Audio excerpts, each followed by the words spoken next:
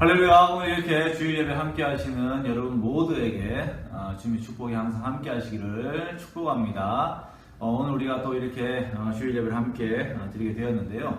오늘 예배를 통하여서 우리의 심령이 주님 앞에서 회복이 되고 나로 가득 찼던, 그리고 세상으로 가득 찼던 내 마음이 하나님으로 다시 가득 채워지는 귀한 역사가 오늘 예배 가운데 함께 하시기를 원합니다.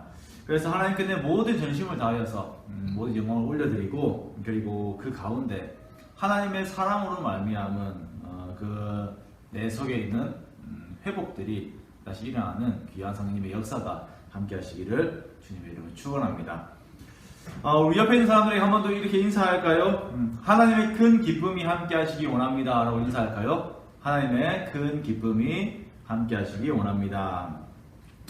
그리고 내 가슴에도 손을 얹고 이렇게 한번 이야기합시다. 하나님의 큰 기쁨이 너와 함께 하신다 라고 할까요? 하나님의 큰 기쁨이 너와 함께 하신다. 어제는 이제 교회에 김장을 아주 조금 이렇게 했습니다.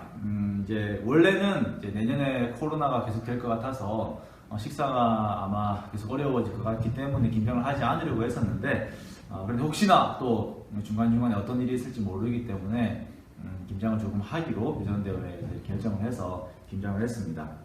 그래서 오랜만에 다들 모여서 마스크를 쓰고 또 일들 하시는 걸 보니까 교회가 좀 따뜻해지는 것 같더라고요. 이제 좀 생기가 돋는 것 같고, 원래 교회가 이래야 되는데 그런 생각들이 많이 들었습니다. 참 마음이 좋았습니다. 그렇죠. 바로 여러분들이 바로 교회이고, 여러분들이 바로 교회의 생명력입니다. 하나님께서 우리 각자에게 주신 그 성령님의 은사에 따라서 그 은사들을 발휘하면서 예수 그리스도의 몸된 교회를 함께 이루어갈 때에 그 교회가 의미가 있는 것이죠.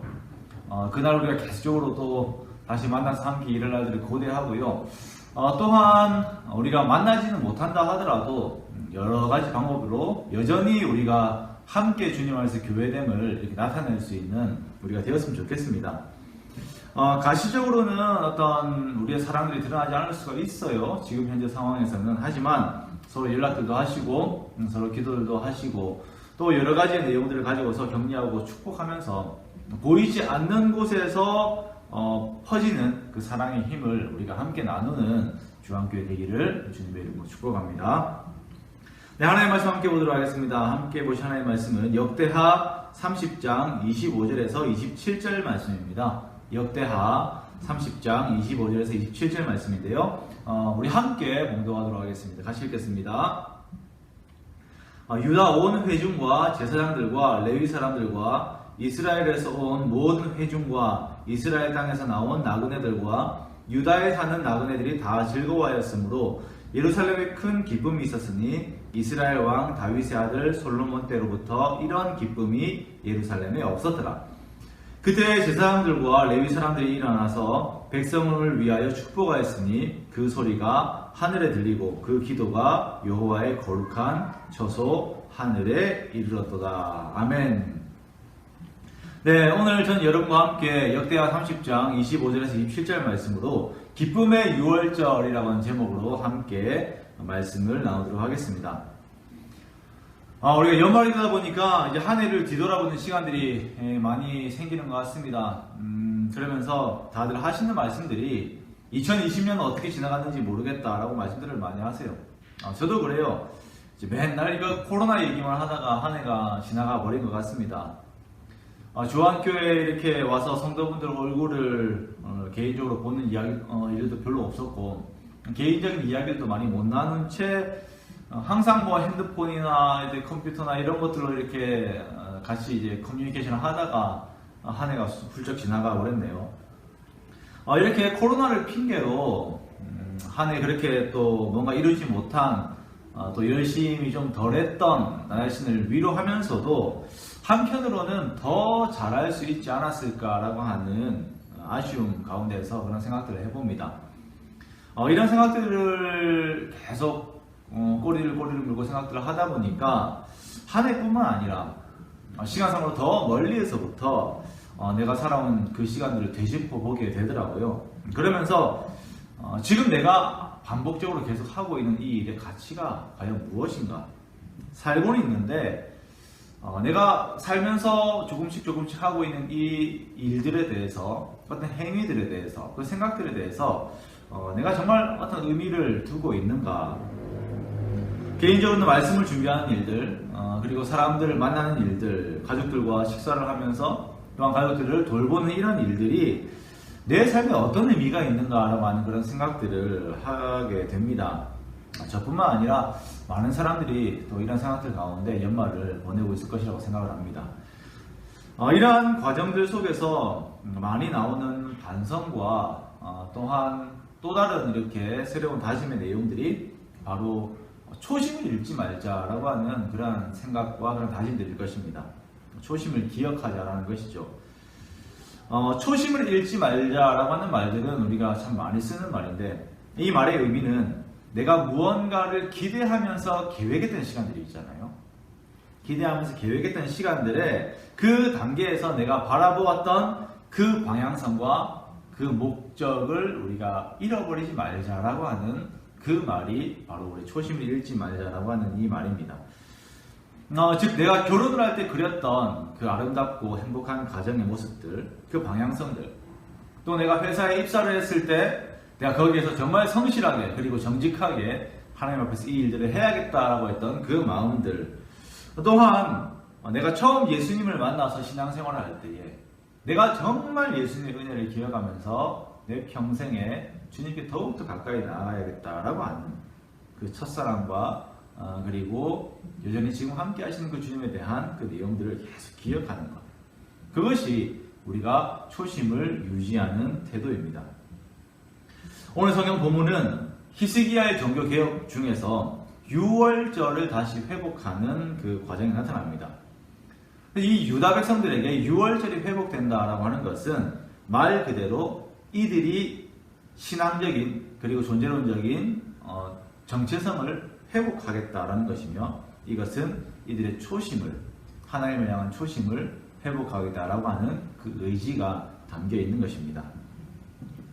히스기야는 그의 아버지 아하스와 완전 다른 길로 이렇게 가게 됩니다. 아하스는 온갖 우상을 섬기면서 정말 하나님께서 싫어하시는 길들로만 이렇게 갔지만, 그런데 히스기야처럼 성경에 보면은 아버지의 길과 이렇게 완전 다른 길을 가는 사람들이 있어요.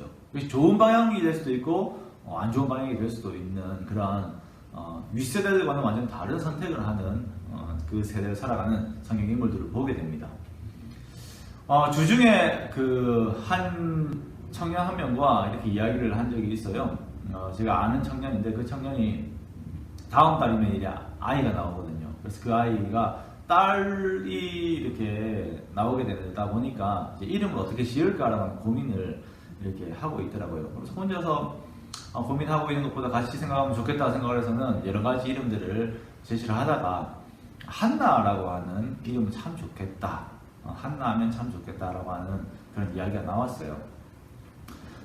그 한나로 결정을 하고 기도의 여인으로 하자, 참 좋다. 그렇게 하고는 그러면 야, 손주 이름은 걱정 안 해도 되겠다. 손주는 그냥 사무엘로 하면 되지 않냐. 그래서 아니면 무열이라고 하자. 이렇게 이야기가 나왔습니다. 옆에 다른 청년이 그 참 좋네요. 그러면서 그럼 그 중손주도 생각 안 해도 되겠네요. 라고 하면서 사무엘 아들들은 이름이 뭐였죠? 어떻게 했었죠? 이렇게 물었습니다. 주중에 한번 나오는 바와 같이 사무엘의 아들들은 아버지와 같이 행하지 않고 뇌물을 받고 판결을 굽게 하였다라고 하는 그 이야기가 나오잖아요. 그 말씀을 함께 나누면서 갑자기 이게 딱 심각해졌어요. 이대로 이 한나라는 이름을 진행을 해도 되는가. 참 재미있는 하나의 이야기긴 합니다만, 성경에 보면은 꼭 아버지의 그 방향대로 신앙생활을 올바로 하지 않고 그냥 아버지와는 다른 악행을 하는 사람이 있는 반면에 히스기야처럼 아버지는 정말 엉망인 삶을 살았지만 그 아들은 하나님 앞에 올바른 마음을 가지고서 살아가는 사람들이 있다라는 것입니다. 그러기에 우리는 우리 자녀들을 위해서 정말 깨어서 기도해야 돼요.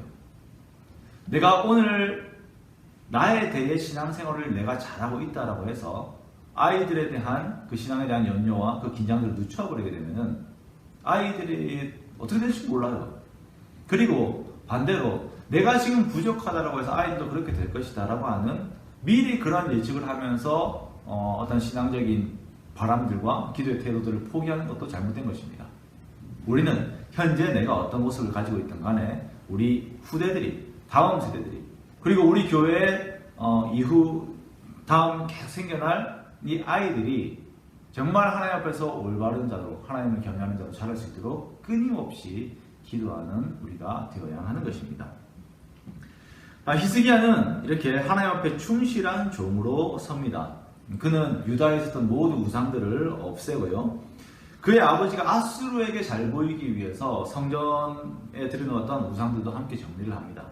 그리고 히스기야는 그 전에 왕들이 시도하지 않았던 것들을 하나를 다 시도하는데 그것이 바로 유월절의 회복이에요. 히스기야는 참 하나님에 대한 그 마음이 이렇게 성실한 마음들이 있다 보니까 유월절을 회복을 하고 싶은데 지금 당장 유다의 상황은 유월절을 회복할 만한 그런 영적인 상황이 아닙니다. 제사장도 선결하지 못하고 그리고 백성도 선결하지 못해요. 이 선결을 하려면 이 시간들이 필요한데 어떻게 해야 할까라고 하는 이 상황들을 이렇게 백성들과 함께 나누면서 방백회가 함께 나누면서 거기에서 결정한 것이 율법에 보니까 선결하지 못한 자들을 위해서 혹은 먼 곳에서 여행하는 자들을 위해서 매 정월에 드려야 되는 유월절을 한 달 미뤄서 할 수 있는 방법이 있더라. 자, 그것을 우리 모든 우리나라에 적용을 해서 이들과 함께 한 달 동안 우리가 정결하게 하고 유월절을 드리자라고 하는 이 방법을 가지고 유월절을 준비를 합니다. 자, 그러면 이 유월절이 과연 어떤 의미를 가지고 있길래 이렇게 히스기야는 어쩌면 좀 무리수를 둬서라도 이 유월절을 지키려고 하는 것입니까? 바로 유월절은 이스라엘의 근간, 여기서 이스라엘이라고 하는 것은 북이스라엘과 남이스라엘 다 합친 것을 말합니다. 자, 이 이스라엘의 근간, 곧 이들의 정체성을 말해주는 가장 귀한 절기이기 때문입니다. 자, 하나님께서 왜 이스라엘에게 유월절을 지키라고 말씀하셨는가?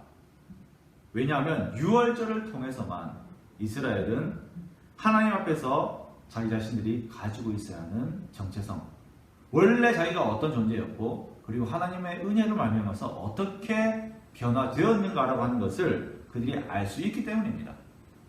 유월절을 통해서만 그들이 앞으로 나아가야 되는 방향성을 알 수 있기 때문이에요. 신명기 16장 2절에서 3절 말씀에 보면 하나님께서 이스라엘 백성들에게 유월절을 지키고 유월절 제사를 드릴 것을 명하시면서 이렇게 명하시는 이유를 말씀하시는데요. 16장 3절 후반부에 보면 이같이 행하여서 내 평생에 항상 내가 애굽에서 나온 날을 기억할 것이니라 라고 말씀하십니다.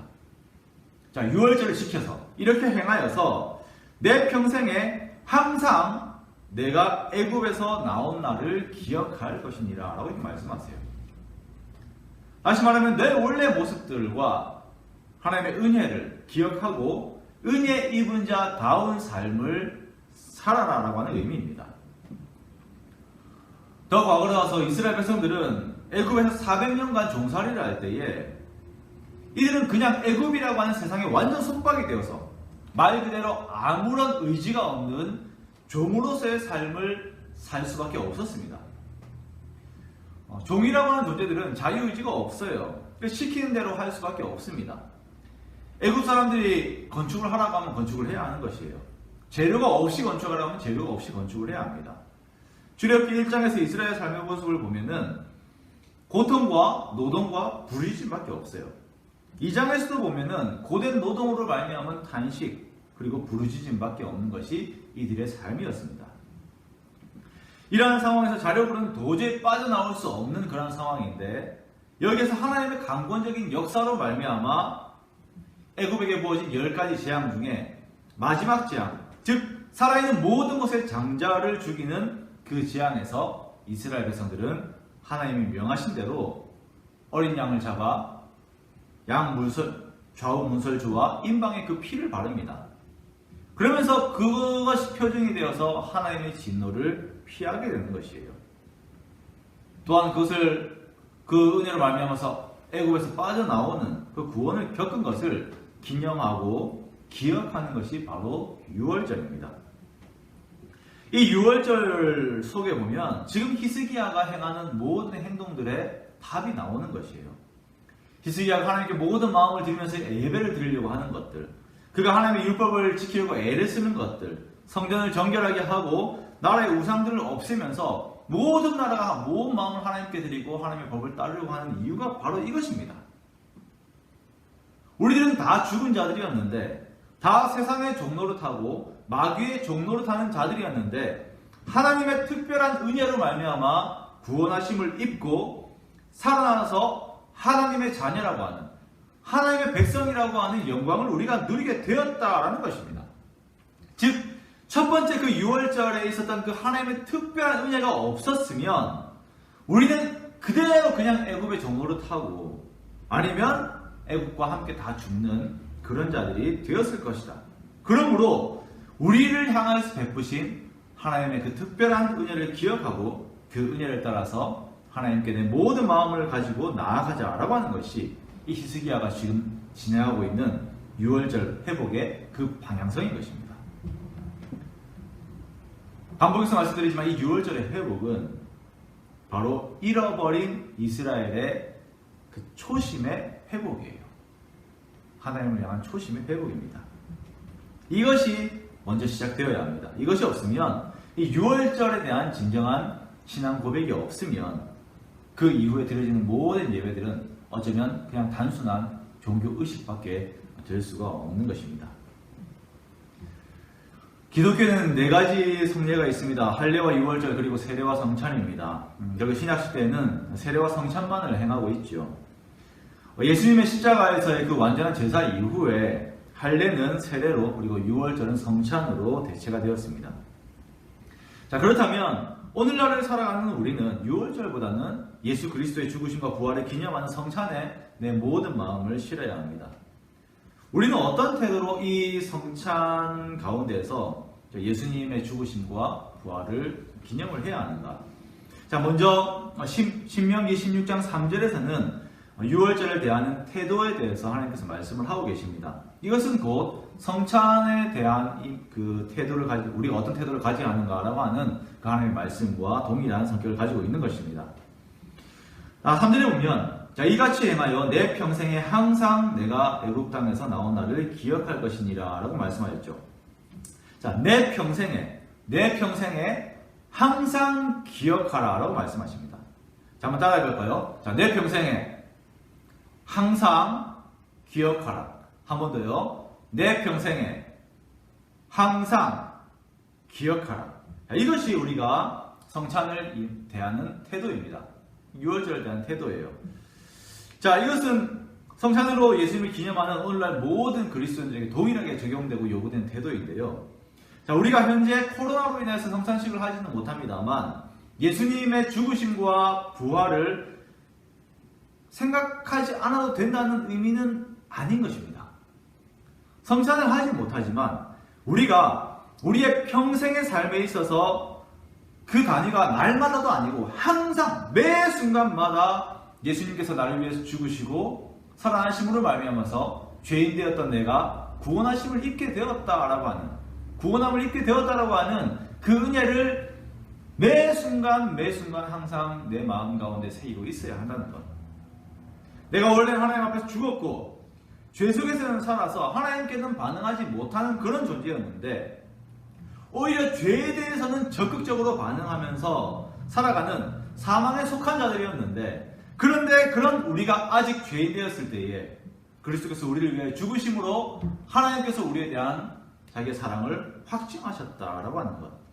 이것을 매 순간 우리가 기억하는 것입니다. 이 고백이 정말 하나님 앞에 그 순간적으로 진실되게 고백이 되어야 하는 것입니다. 하나님, 내가 죄인이었는데 그 죄인인 나를 위해서 죽으신 것 정말 감사합니다. 죄인인 나를 위해서 죽으셔서 나를 구원하신 것 너무나도 감사합니다. 하나님, 하나님의 그 사랑이 없었으면, 예수님의 그 대속의 십자가가 없었으면 지금 내가 어떤 모습으로 존재하고 있었겠습니까? 그냥 지옥으로 향해 가고 있으면서도 그것이 마치 어떤 큰 가치인 것처럼 그것을 행하고 있는, 마치 어린아이가 그냥 똥을 쥐면서 가지고 놀면서 그렇게 가치 혼란을 가지고 있는 것처럼 나 역시 의미 없는 것을 쥐고 있으면서 그것이 어떤 의미가 있는 것처럼 허황된 그런 인생과 잘못된 인생을 살아오고 있지 않았겠습니까? 아니면 무언가 밀려오는데 답은 알지 못하는 그 두려움과 그 불안과 허무함 속에서 아무런 소망이 없는 시간들을 내가 보내고 있지는 않았겠습니까? 그렇게 갈 수밖에 없는 나를 사랑해 주시고 예수님 십자가에서 흘리신 피로 나를 구원해 주심에 감사합니다 라고 하는 이 고백이 매 순간 매 순간 끊이지 않는 그 모습이 바로 유월절을 기억하는, 그리고 예수 그리스도 말미암은 그 성찬을 기억하는 자들의 올바른 신앙의 태도인 것입니다. 우리 모두의 매일의 삶의 중심에 어린 양 되신 예수님의 십자가에 대한 그 감사와 그리고 그 영광 올려드리는 그 신앙의 고백들이 끊이지 않는 저와 여러분의 귀한 복된 삶이 되시기를 주님의 이름으로 축원합니다.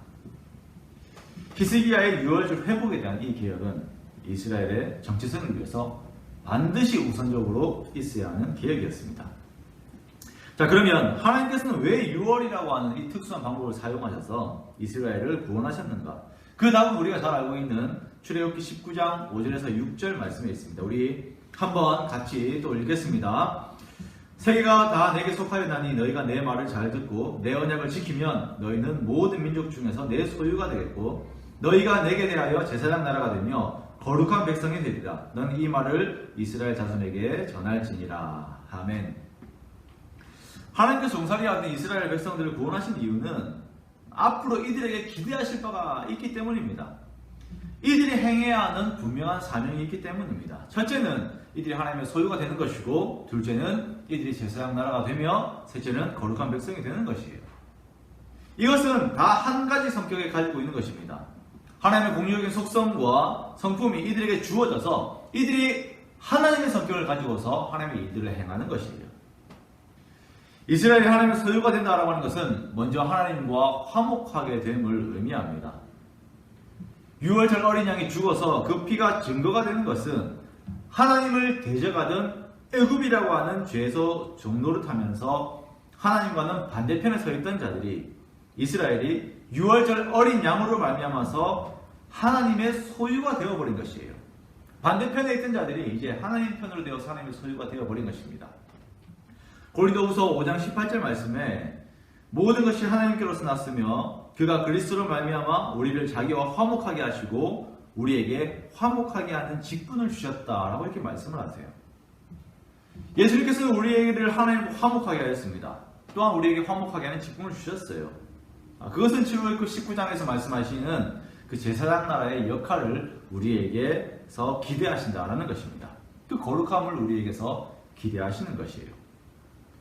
그렇습니다. 우리가 행하는 모든 것의 중심에는 이 유월절이 가져다주는 정신, 즉 하나님의 사랑과 나를 용서하시는 그 하나님의 은혜와 원수되었던 우리를 화목하게 하신 그 하나님의 그 아름다운 성품이 그 속에 들어가 있어야 하는 것입니다. 그리고 나로 말미암아서 다른 사람들이 하나님과 화목하게 되기를 원하시는 하나님의 그 마음이 우리 마음의 중심에 있어야 하는 것이에요. 우리가 신앙생활을 하면서 성찬을 준비를 하기도 하고 예배를 준비를 하기도 하고 그 외에 하나님의 이름으로 정말 많은 교회 사역들, 관련된 사역들을 많이 하기도 하죠. 그리고 우리 가정에서, 직장에서, 여러 가지 사회생활 가운데서 하나님의 자녀라고 하는 그 이름을 가지고서 여러 가지 또 일들을 하고 있습니다. 거기에서 많은 어떤 결과가 나오는 일들과 이제 계획들이 있지만 가장 그 속에 있어야 되는 중심은 뭐냐면 하나님의 성품이에요. 하나님의 성품입니다. 6월절을 우리에게 허락하신 그 하나님의 성품이 그 속에 우리 가운데 있어야 하는 것입니다. 저도 보면 교회 사역들을 하고 하나님의 일들을 준비를 하면서 가끔 보면 저 자신의 혈기가 드러날 때가 있어요. 저 자신의 어떤 기준들이 드러날 때가 많이 있습니다. 우리 모두가 다 그런 모습이 있죠. 내가 의로운 것을 준비하고 있기에 혹은 내가 옳은 것을 준비하고 있기에 아니면 내가 하는 것이 어떤 대의적인 성격을 가지고 있기 때문에 이러한 것들을 준비하면서 내가 생각했을 때 어떤 사사로운 것들, 사사로운 감정들 아니면 어떤 다른 사람의 어떤 사사로운 어떤 결정들 그런 것들은 희생되어도 된다라고 생각을 하면서 함부로 하는 경우들이 우리들 가운데 있다라는 것입니다. 저 자신 가운데 있다는 것이에요. 예배를 준비하고 성찬을 준비하고 교회 모든 섬김을 준비를 하면서도 그 중심에 나를 사랑하신 하나님의 사랑이 머물지 않은 상태로 그냥 껍데기만 가지고서 종교의식들을 할 때가 많이 있다라는 것입니다. 오히려 거룩이라고 하는 것을 내세워서 다른 사람을 정죄하고 상처 입히고 실족하게 하는 경우들이 있다라는 것입니다. 우리는 항상 조심해야 됩니다. 정말 내가 주님의 이름을 부를 때에 주님의 마음과 함께 주님의 이름을 부르고 주님의 마음과 함께 주님의 이 사역들을 감당하고 있는지 나 자신을 끊임없이 돌아보아야 하는 것이에요. 마태복음 7장 21절의 말씀에 보면은 나더러 주여 주여 하는 자마다 다 천국에 들어갈 것이 아니요 다만 하늘에 계신 내 아버지 뜻대로 행하는 자라야 들어가리라 라고 말씀하시면서 내 마음의 중심과 행동에 하나님의 그 뜻, 그 하나님의 사랑이 항상 머물러 있어야 함을 강조를 하고 있는 것입니다. 제가 어릴 때는 주일학교에 대한 반감이 상당히 많이 있었어요. 왜 그러냐면 보통 보면 주일학교에서 목회자 자녀들이라든지 아니면 중직자 자녀들이 항상 혼나는 타겟이거든요. 혼나는 타겟. 아이들 전체가 말을 안 들으면은 이제 다른 아이들은 혼나면 뭐 교회를 안 오고 올 수도 있고 막 그래서 그런지 모르겠지만 혼나도 교회에 오는 목회자 자녀들과 혼나도 교회에 오는 장로님 자녀들과 일단 중직자 자녀들이 항상 대표로 혼납니다. 그러다 보니까 억울함이 그렇게 돼 있는 거예요. 그러면서 참 그게 어릴 때부터 참 힘들더라고요. 딱 마음에 어떤 머무르기 있더라고요. 그래서 지금도 생각을 해보면 주일학교 선생님이 그때 조금만 더 사랑을 보이셨더라면 이라고 하는 아쉬움이 있습니다. 아마 그때 철이 없었으니까 그 선생님의 마음을 이제 헤아리지 못하고 이해하지 못하고 어떤 그런 감정만 남아있는 것이겠죠. 그런데 이제 이러한 것들에 대한 후유증이 젊은이들이 이렇게 나중에 성장했을 때 교회를 떠나게 되는 요인이 될 수도 있다라는 것이에요. 분명 젊은이들의 그 이성들이 자각을 일으켜가지고 그들이 지금까지 배웠던 기독교적인 가치들과 복음에 대한 내용들이 정말 내 인생에 받아들일 만한 것인가 라고 하는 고민하고 사고하면 참 좋겠는데 그것보다 오히려 앞에 있는 모든 것들을 부정하고 버리는 것이 훨씬 더 쉬운 선택이라서 많은 젊은이들이 그런 선택들을 많이 합니다만 우리가 기억해야 되는 것은 논리보다 앞서는 것은 감정이에요. 성경 말씀을 그냥 표면대로 가르치는 것보다 먼저 우리가 들어가야 되는 것은 어떤 것이냐면은 사랑이 담겨있는 교육이고 사랑이 담겨있는 말 한마디입니다. 뿐만 아니라 우리가 말뿐만 아니라 우리가 예수님은 사랑이시다, 하나님은 사랑이시다, 우리가 너를 사랑한다라고 전할 때에 나타나는 우리의 눈빛과 사랑의 말, 사랑의 구체적인 태도들을 우리가 유의하면서 보여줘야 합니다. 내 속에 사랑이 머물러야 하는 것이죠. 그리고 그것이 밖으로 펼쳐나가야 합니다. 이렇게 감정적인 부분까지 함께 그것이 먼저 오히려 갈 때에 그 뒤에 논리적인 내용들이 같이 먹혀 들어가는 것입니다. 이 논리의 기초예요. 그러므로 우리는 항상 먼저 하나님의 사랑이 나에게서 나를 통하여 이루어지는 것들을 두고 계속적으로 이렇게 기도해야 됩니다. 그러면서 그 사랑의 열매를 맺어야 하는 것이에요. 오늘 본문의 히스기야의 모습을 보면은 그 히스기야의 사랑이 백성들을 향한 그 히스기야의 사랑이 나타나는데요. 히스기야는 유월절을 준비를 하고 유월절 예배를 같이 이렇게 행하면서 그 유월절에 담겨있는 하나님의 사랑을 잘 이해하고 그 사랑을 표현했습니다. 18절 말씀해 보니까 북이스라엘에서 온 사람들이 문제를 일으켜요. 자, 원래 유월절에 참여하는 자들은 스스로 정결하게 하고 그리고 그들이 스스로 유월절에 그 양을 잡습니다. 내 죄 대신 죽는 양이 처참하게 얼마나 처참하게 죽는가라고 하는 것들을 스스로가 경험을 하면서 그것을 확실하게 보면서 그 죄에 대한 대가 그리고 반대로 하나님의 크신 은혜에 대한 것들을 기억을 하는 것이에요. 그래서 이렇게 각자가 이렇게 양을 잡아야 되는데 회중 가운데에서 이렇게 많은 사람들이 자신을 성결하지 못하였기 때문에 레위인들 대신 양을 잡아주면서 유월절이 진행이 됩니다. 그만큼이나 유다 백성들 전체가 하나님 앞에 성결하고 좀 정직하게 나아가려고 애를 쓰고 있는 것이에요. 그런데 북이스라엘에서 온 사람들, 에브라임과 므낫세와 이스라엘과 스불론의 많은 무리들이 그 성결의 절차를 무시하고, 즉 자기 자신을 깨끗하게 하지 않고 유월절 양을 먹어서 거룩한 규례를 어긴 것입니다. 이건 시간적인 문제일 수도 있고 또 스스로가 자각을 하지 못해서 이렇게 일어난 문제일 수도 있어요. 자, 여기에서 이 상황들을 보면서 히스기야가 왕으로 살 수 있는 다양한 결정의 그 방향들이 있습니다. 첫째는 정죄할 수가 있겠죠. 너희 부정하다, 너희는 여기 참여하지 마라 라고 하면서 정리해버리고 관계를 끊어버릴 수도 있습니다. 아니면 아무 의식 없이, 즉 성결치 않은 채로 유월절 양을 먹든지 말든지 그냥 방치해볼 수도 있어요. 아마 이때 참여한 자들과 어떤 인간적인 유대관계가 있다든지 어떤 정치적인 이익관계가 있다면 그것을 유지하기 위해서 그냥 못 본 채 하고 방치할 수도 있겠죠. 그러나 히스기야는 이러한 상황에서 이들을 위하여서 하나님 앞에 성결하지 못한 채로 유월절에 들어와서 그 양을 먹고 있는 이들을 위하여서 하나님께 기도합니다. 우리 18절에서 20절 말씀을 우리가 함께 읽겠습니다.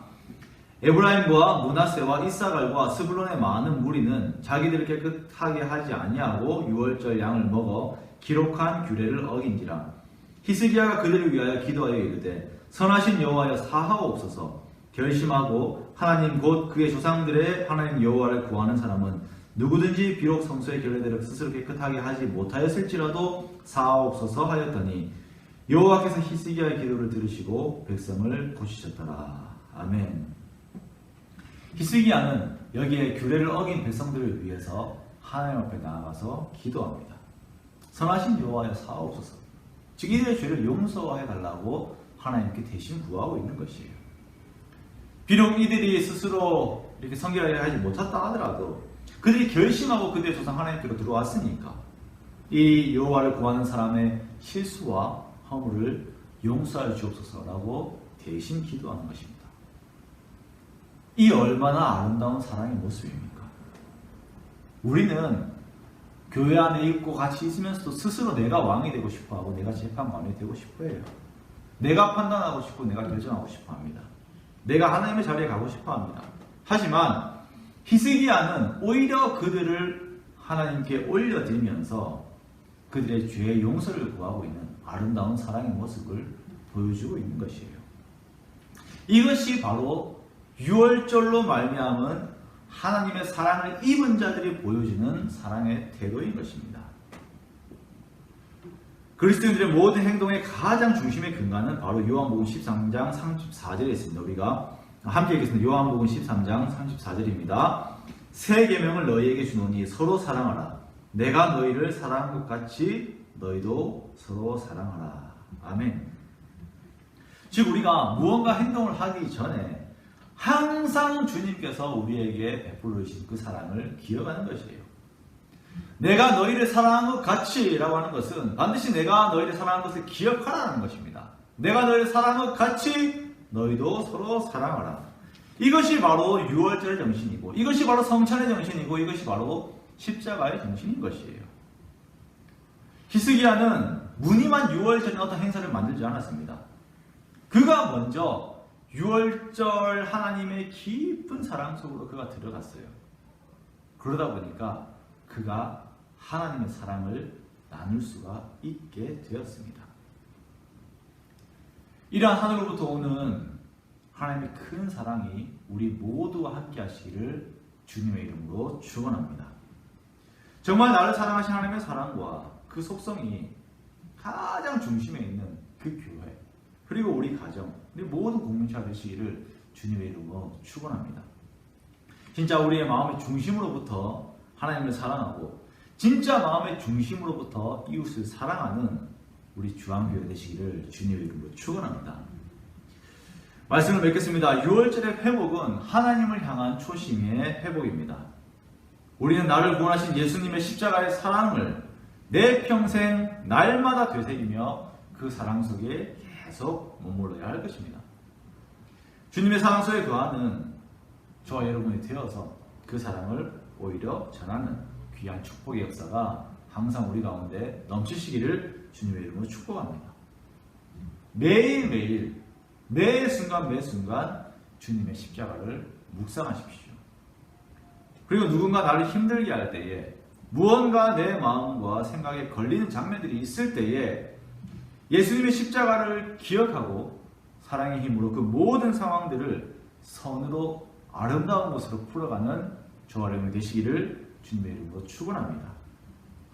정죄하기보다 헐뜯기보다 판단하기보다 그런 것이 우리 마음 가운데 먼저 나오죠. 하지만 그것보다 오히려 그런 나 자아를 죽이고 죄된 본성들을 죽이고 하나님께 그 앞에 모든 상황들과 사람들을 위해서 기도하는 저와 여러분이 되시기를 원합니다. 우리가 이렇게 하나님의 사랑으로 서로 사랑할 때에 우리 주한교회 공동체에는 큰 기쁨이 머물게 될 것입니다. 오늘 본문의 내용이죠. 히스기야로부터 시작한 하나님의 사랑이 이스라엘에 퍼질 때에 예루살렘에 큰 기쁨이 있었고 큰 즐거움이 있었고 축복의 소리들이 넘쳐났어요. 이 소리들이 하나님 앞에서 상달되었습니다. 이것이 바로 교회 본연의 모습이에요. 우리 주한교회가 그렇게 되기 원합니다. 주님의 사랑과 주님의 그 사랑의 실천으로 정말 하늘로부터 오는 오직 하나님께서만 주실 수 있는 그 큰 기쁨과 그 즐거움들과 그 축복의 내용들이 우리 성도분들 모두에게 함께 하시기를 주님의 이름으로 축원합니다. 그래서 우리가 어디에 있든지 간에 어떤 상황에 있든지 간에 우리가 유월절 정신으로 십자가 정신으로 주의 사랑을 전하여서 큰 기쁨과 즐거움을 만들어내는 귀한 주의 복된 성도님 되시기를 주님의 이름으로 축원합니다. 우리 주신 말씀 생각하시면서 기도하겠습니다. 제가 기도하겠습니다. 하나님 아버지, 히스기야가 유월절을 회복하면서 이스라엘의 초심을 회복시켰던 것처럼 우리 마음속에 내 평생 항상 주님의 십자가의 사랑이 머물게 하여 주시옵소서. 그 사랑이 머물러서 주님을 향한 내 처음 사랑과 그 열정을 항상 간직하게 하여 주시옵소서. 나에게 베푸신 그 사랑이 너무나도 커서 그 사랑이 차고 넘쳐서 그 사랑이 다른 사람에게 전달되게 하여 주시고 그 사랑의 영향력이 나와 모든 사람들을 주님께서 원하시는 방향으로 변하게 하여 주시고 그로 말미암아 하늘로부터 오는 큰 기쁨과 즐거움과 축복의 내용들이 우리의 모든 삶에 머물게 하여 주시옵소서. 지금은 우리 주 예수 그리스도의 은혜와 하나님의 사랑과 성령의 교통하심이 항상 주님의 사랑을 기억하고 그 사랑을 나누기로 다짐하는 여기에 있는 모든 주의 자녀들 머리 위에 지금부터 영원까지 함께 있을지어다. 아멘.